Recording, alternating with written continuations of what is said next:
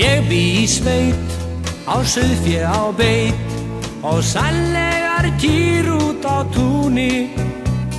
Sumarsól heit, sem vermir nú reit, en samt má ég bíl eftir frúnni. Traktorinn minn, reiðhesturinn, hundur og dálítið af hænum.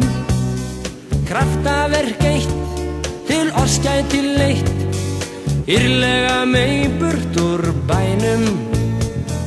Veturinn erfiður mér, svo andskoti fótkaldur stundum. Ég sæi þig, hér eins og mig, ylja á þér tærnar á hundum.